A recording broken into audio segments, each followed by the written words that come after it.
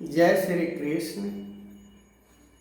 सबके अंतर्यामी भगवान कृष्ण सबके मनों के बात को जानने वाले पांडवों के तरफ से उन्होंने युद्ध रूपी जंग को छेड़ने के लिए उन्होंने शंख बजाया। वो शंख बजाते हैं जिसका ध्वनि सुनकर बड़े बड़े वीर, बड़े बड़े योद्धा के मन में घबराहट सी छा जाती है। ऐसे शंख जिसका वर्णन हम तो क्या पूरे दुनिया भी मिलके करे तो नहीं कर सकता है। ऐसे शंख एक दैत्य को मारकर उस दैत्य के नाम रूपी उस शंख को धारण किए थे भगवान कृष्ण। उसके बाद अर्जुन ने अपने शंख को बजाते हैं। अर्जुन के पास भी कोई साधारण सी शंख नहीं है। बड़े बड़े राजाओं के ऊपर जो राजा दूसरे के ऊपर अन्याय, अत्याचार, दुराचार, पापाचार करके धन को अर्जित करके रखा था, ऐसे राजाओं को मारकर, ऐसे राजाओं के ऊपर विजय प्राप्त करके उन्होंने शंख को धारण किया था। ऐसे शंख की ध्वनि सुनकर बड़े बड़े सुरमा चकरा जाते थे। बड़े बड़े सुरमाओं को मन के अंदर घबराहट सी छा जाती थी। फिर युधिष्ठिर बजाते हैं, सहदेव, नकुल, भीम, जिनका नाम सुन के बड़े बड़े वीरता को प्राप्त करने वाले वीर भी उनके शंख की आवाज से बेचैन हो जाते थे।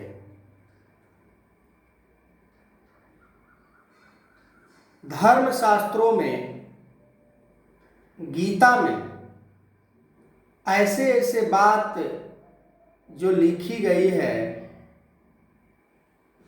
भगवान कृष्ण अर्जुन, पांचों पांडवों के बारे में, या अन्य हम दुर्योधन की बात करें, या धृतराष्ट्र की बात करें, या भीष्म पितामह की बात करें, गुरु द्रोण की बात करें, या जरासंध की बात करें, अनेकों ऐसे ऐसे योद्धा उस रण क्षेत्र में रहे हैं। गीता में वर्णन है उनका नाम, जो इंसान सोच भी नहीं सकता है कि उन सभी लोगों ने ऐसा क्या किया जिसके कारण युद्ध का नौबत आ गया। युद्ध करने के कारागार पर, युद्ध के मोड़ पर पहुंच गए। साधारण सी सरल भाषा में यदि हम कहें तो इसका आंसर यही मिलता है गीता के माध्यम से कि सबके अंदर वो लोभ समाया था जिसका कोई मिसाल नहीं है। कितना बड़ा लोभ था। उस लोभ के कारण तरह तरह से कुनीति को अपनाकर आपस में व्यभिचार पैदा करके, आपस में नफरत फैला के, एक दूसरे को नीचा दिखाकर, एक दूसरे को साधारण दिखाकर, एक दूसरे को गैर दिखाकर, एक दूसरे को पराया साबित करके ये युद्ध को इस मोड़ पर लेकर आ गया, जहाँ कि शंख नगाड़े ढोल बज रहे हैं, जहाँ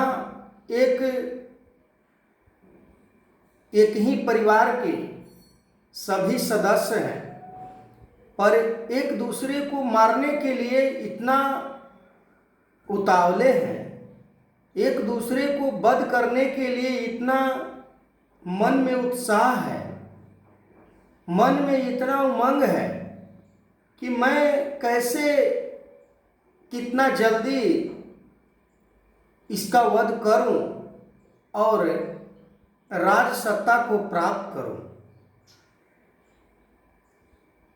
यदि हम बात करें धृतराष्ट्र की, तो सारा श्रेय धृतराष्ट्र को ही जाता है, क्योंकि दुर्योधन ही सारा खेला को शुरुआत किया था। हम सोच सकते हैं कि एक साधारण सी लड़ाई झगड़े में